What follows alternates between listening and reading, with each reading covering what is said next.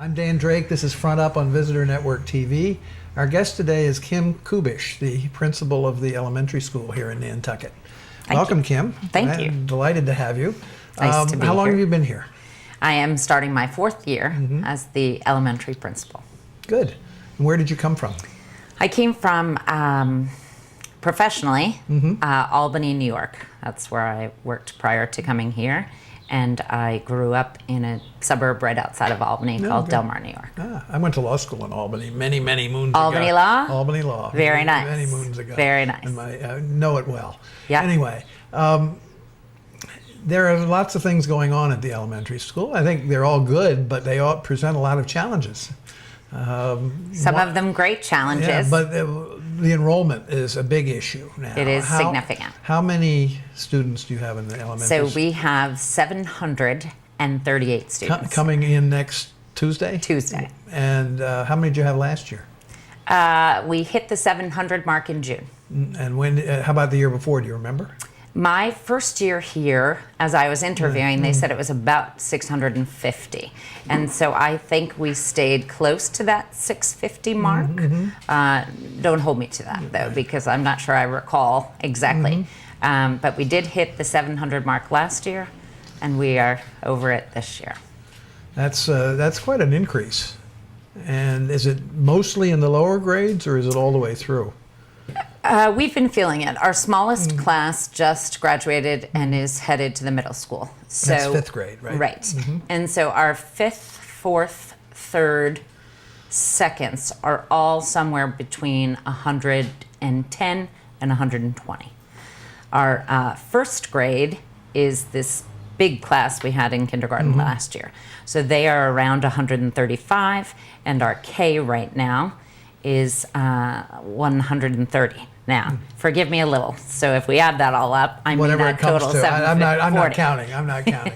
So that's where we were last time I was looking at our enrollments, and we've been adding a couple of kids here and there. And how many was the school built for? So I'm not the best person to ask that question of, but I believe elementary schools typically are built for around 350 to 450. I think that there may have been, because we've been adding on gradually, different pods on the current elementary building. So I think that we were fine around 500, and I don't know if you've noticed, but we have 2 modular structures outside our building right now. And is that going to be enough? We have enough space right now. Good. We'll be fine on Tuesday. Who knows about next Tuesday?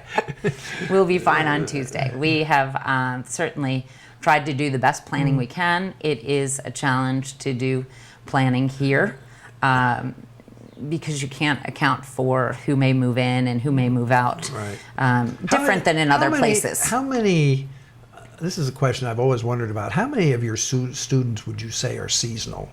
How many leave in November or something when their parents move somewhere else to work somewhere else and then maybe come back in April? Yeah. Do you have many of those? No. What we have are some families, and I meet with every family who does this, but what we have are some families who try to take a longer break time, maybe a month, in those November, December, January time periods. Sounds like my parents. But it is not, we have tried to be very proactive in the district and put our calendar out in advance. So certainly that calendar was done, I think, by March of last year, so that people could anticipate those breaks. And I certainly try to meet with families every time they take a leave longer than 5 days and talk about how we can't plan. It's really disruptive. It can to the be very classroom. disruptive. It can. Because the child who's away has to be brought up to speed again. And you have enough of those challenges already because you have language issues, I think, among some of your... We do. How many different languages do you work with in dealing with the kids in the elementary school? So we have several. Our largest non-English speaking group is Spanish speaking, and then Portuguese would come in after that. But we have students from Nepal. We have students from Russia, students from Bulgaria, students from Albania, Latvia. students from a multitude of places. I think that if we went back, it could be 10 different languages, but those other languages are much smaller than our Spanish-speaking or Portuguese-speaking populations.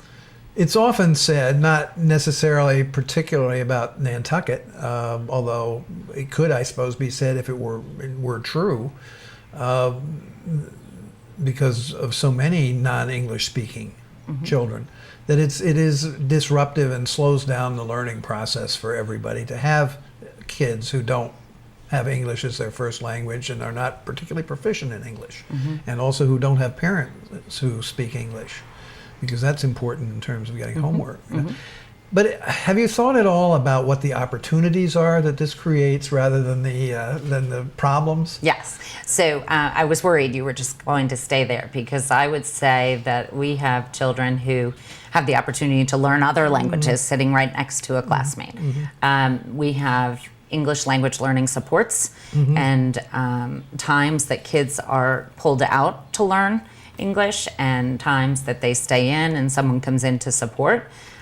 We have wonderful celebrations and potluck suppers, which gives us the opportunity to try all the different foods and get to experience a little bit of the cultures of other people. I have found it to be really warm and welcoming, and that diversity makes our learning environments really creative and exciting. What do you say to the parent who comes in and says, well, my kid isn't learning enough because of all these other students in the class who take all the teacher's time? That isn't the case. They don't say it? No. Good. I haven't heard that much. And if somebody has a question, I don't hesitate to talk about all that goes into a teacher's day as far as planning. We have students who are English speaking, who are exceptionally talented or gifted in some way. And then we have students who are English speaking who are struggle for whatever reason. And so it is always the teacher's job to meet the needs of the students in their class, and that means all of them. That's great. I'm glad that it doesn't come up that often. No, because it that would be hard for me if it did. What do you find the most exciting thing about your job? Probably just about everything. What is terrific is it changes every day. There are certain, bureaucratic things that I have to do regularly, but there is nothing better than seeing these babies next week come in that door smiling with their new book bags and their supplies and clothes, and they're very excited to be back. We have a wonderful parent community that volunteers, and I should say they aren't all parents. We have grandparents, we have community members who come in and volunteer. I think that we're very lucky. So it is really a warm community. Teachers are tremendous and work very, very hard to do wonderful things with kids, but also address the standards and really try to incorporate the characters of our kids. And it's a pretty exciting day every day. This is probably an unfair question. Darn. It's not what you're thinking. If all of a sudden you were to find $200,000 in your budget that you hadn't expected, what would you do with the money? I would put that as the down payment on the new school. That's not going to buy you much. Certainly that's something we're going to begin talking about, is that we really need to.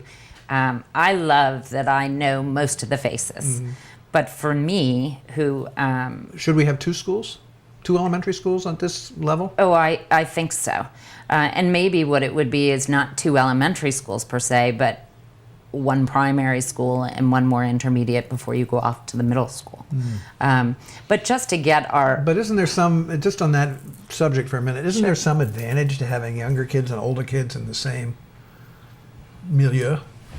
There is, but there are advantages. There are different things you do as far as teaching goes.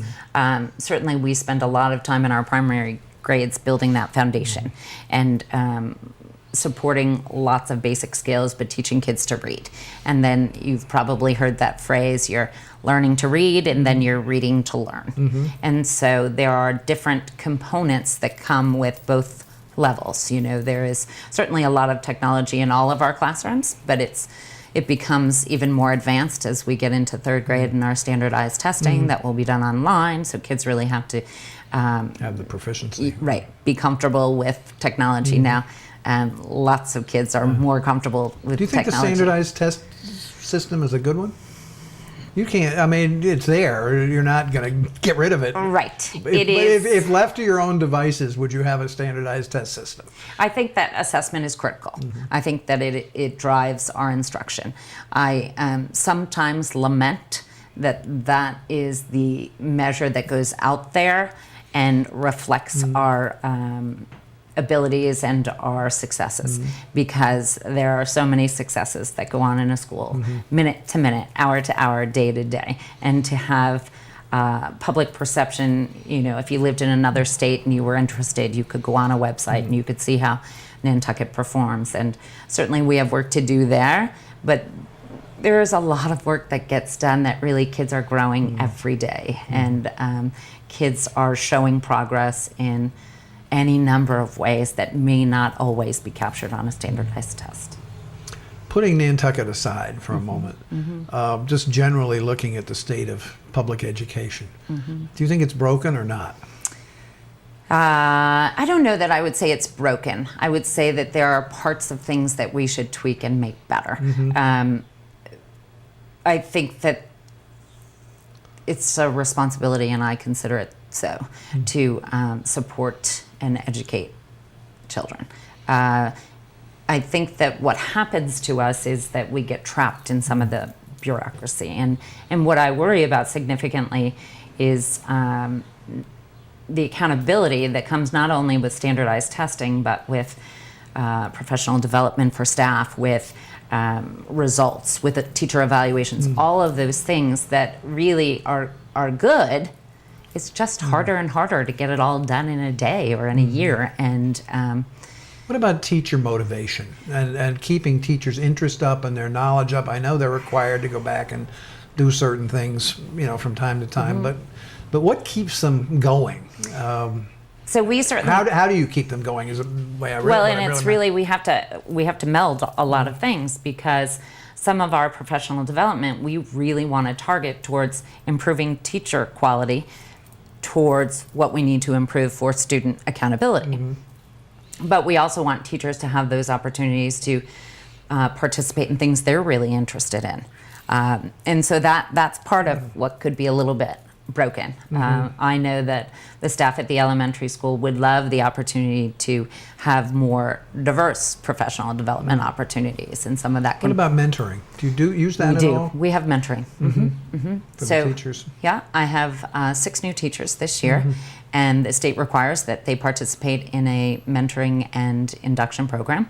And so they have all been aligned and met with their mentors who are teachers in my building, and they will have meetings throughout the year. I wasn't aware that Massachusetts had such a requirement. Yeah. Would you do it anyway?